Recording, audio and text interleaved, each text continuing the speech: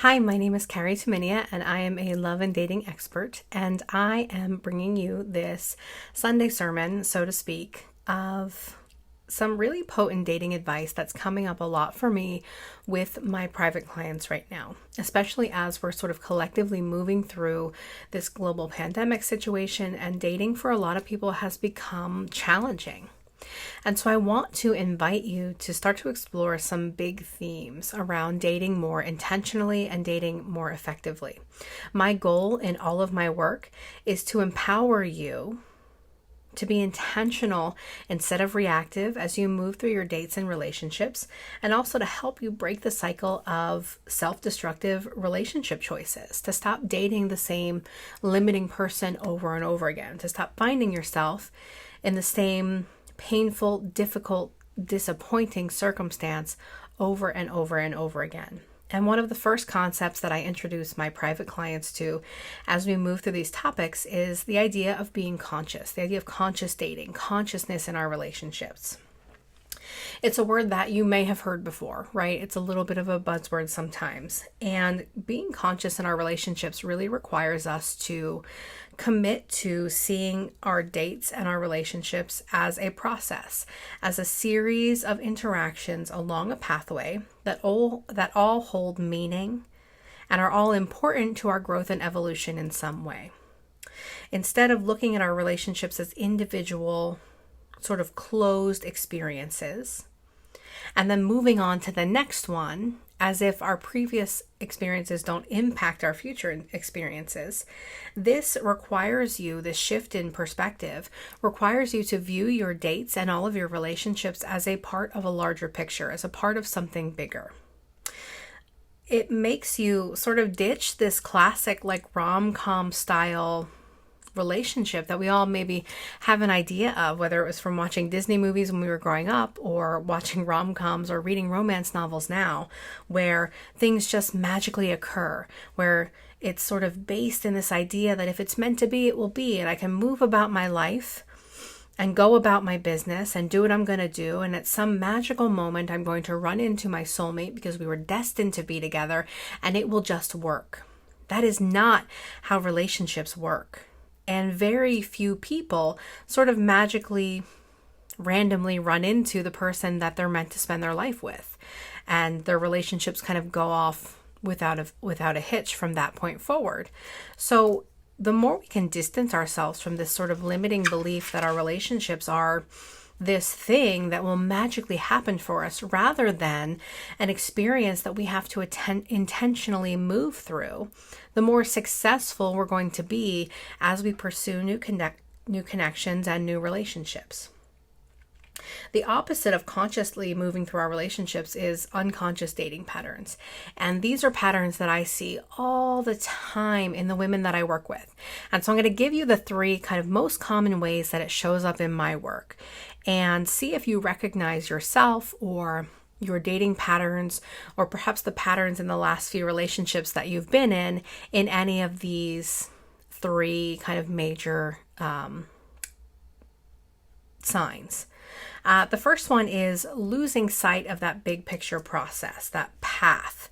And that shows up when we start to look at our relationships in sort of this obsessive, closed off sort of way, where we apply meaning to a singular interaction and we fail to look at it with bigger perspective. We fail to look at it as information that's moving us along a path where we are learning and growing and evolving, even learning and growing in knowing more of what we want and more of what works for us and more of what we're looking for in our relationships, more of what works for us and what doesn't work for us.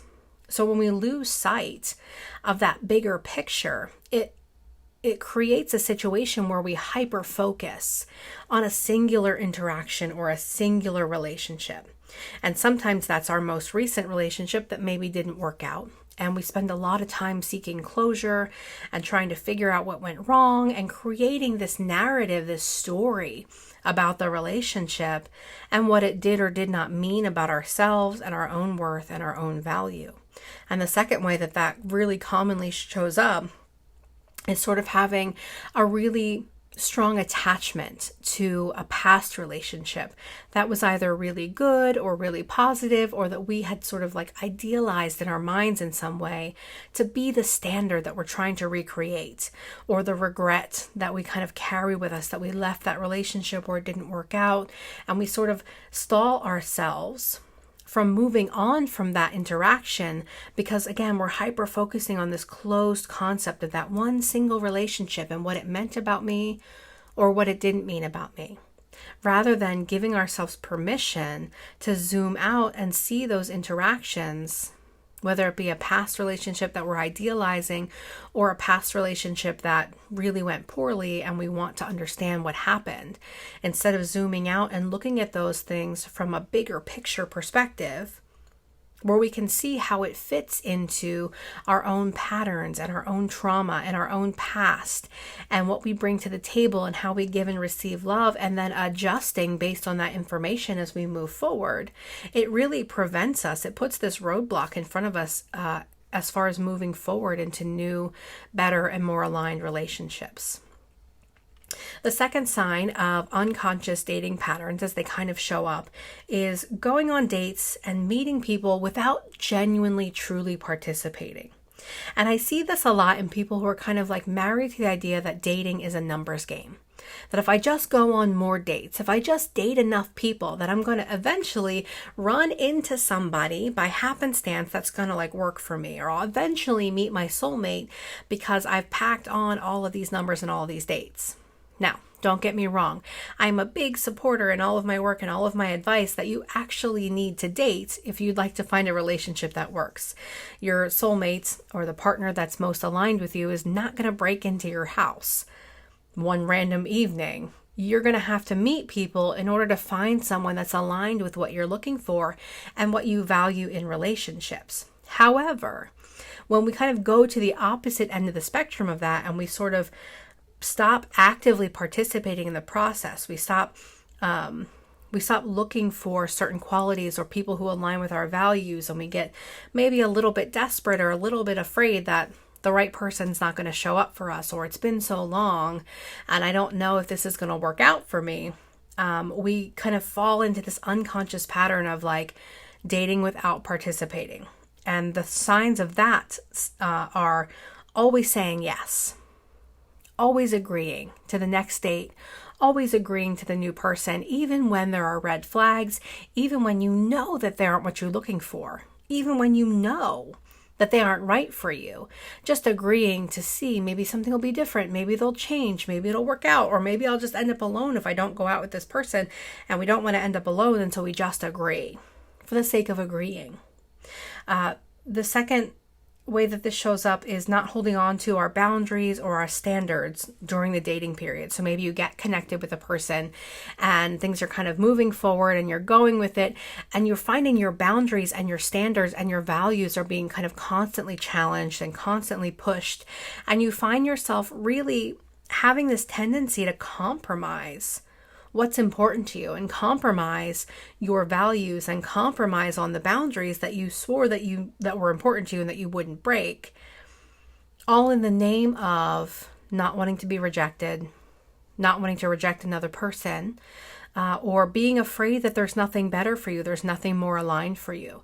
And again, in that place of fear, which prevents us from fully participating, we tend to get into these connections and sometimes enmeshments that are not really aligned with what we want, and they aren't really good for us, and they don't play into the values or the life that we're looking to create, but we end up being there because we stopped actively participating in the process. The third sign of unconscious dating patterns is escalating relationships while refusing to see them accurately. So we escalate relationships, we allow them to move on, they get more serious, we cross lines, we move a relationship forward because we were refusing to see what's actually in front of us and what's actually happening. That means that we ignore red flags, or we explain away or compromise for misalignment, for things that we know that we don't want and don't work. We effort and work to create a love life with a person who doesn't fit the love life that we actually want to create. And all of these patterns are based in a singular truth that when we fall into unconscious dating patterns, when we stop participating, when we start making excuses, when we stop holding to our boundaries and our standards and the things that we're really looking for, they're all based in this fear of being alone. And if you recognize yourself in any of these sort of red flags and these warning signs, if you recognize your own relationship patterns or your own dating patterns in these unconscious tendencies, then most likely your fear of being alone, your fear of not finding love, your fear of not ending up in a relationship or finding a person to be vulnerable and intimate with and to connect with is bigger than your desire to actually be in a relationship that's right for you. And my question to you, if you recognize yourself in these patterns, my question for you, the big takeaway question from this information, from this video is, what are you tolerating in your love life? What are you tolerating in your relationships? What are you tolerating on your dates and in the people that you match with or the people that you end up in short-term or long-term relationships with? What are you tolerating in the name of being afraid? What are you tolerating in the name of fear? And having a foundation of any relationship be based in fear is not a sustainable, moving forward, growing, healing, aligned, fulfilling relationship. And you may be wondering as you kind of sit here and listen to this video, how do you fix it? What is the remedy? What do you do? And the remedy is, the fixing is, have an unshakable commitment. Create a boundary, a rule for yourself. This happens within you. It's your job. Create a commitment to see yourself and other people as accurately as possible. Commit to seeing your relationships and your interactions and your dates as accurately as possible. Moving outside of this fear of being alone and knowing that if you commit to consciousness as a standard, not only will you move through the process of dating much quicker, you will waste a lot less time and you'll end up on a lot less bad dates and in a lot less misaligned relationships. But it doesn't mean that you'll end up alone. It means that the people you do end up with are going to be closer to what you're actually looking for. See, consciousness, even though we're kind of overriding this underlying fear of being alone, consciousness is a commitment to something better. It is the acknowledgement that you deserve a relationship, and you deserve a partner, and you deserve dates that are aligned with who you are and what you want and what you're looking for.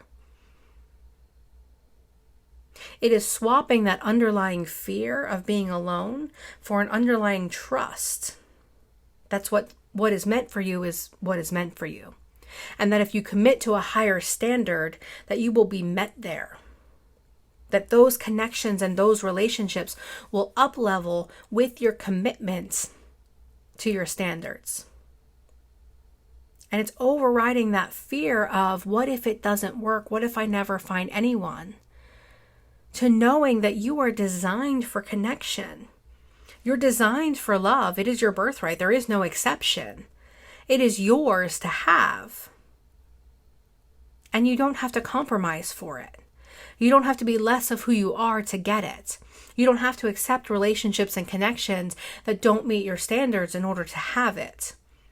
You are supposed to hold them to a higher standard so that you are moving through relationships that are more and more and more and more aligned with who you are and what you want and what you are creating. Committing to consciousness in your relationships is the first step. It is the first key step to shifting your narrative when it comes to dating and relationships and your love life. There is nothing wrong with knowing what you want and being aware of what the people that you meet bring to the table and what you bring to the table. Consciousness requires you to see the other people clearly and to raise your standards, but also to see yourself clearly and understand why your standards were low in the first place, and understand what you bring to the table and what you don't, and what traumas and past relationships and stories and narratives and beliefs are impacting the way that you show up. It is an ongoing, lifelong process that is deeply rewarding and will change ultimately the way that you move through your interactions.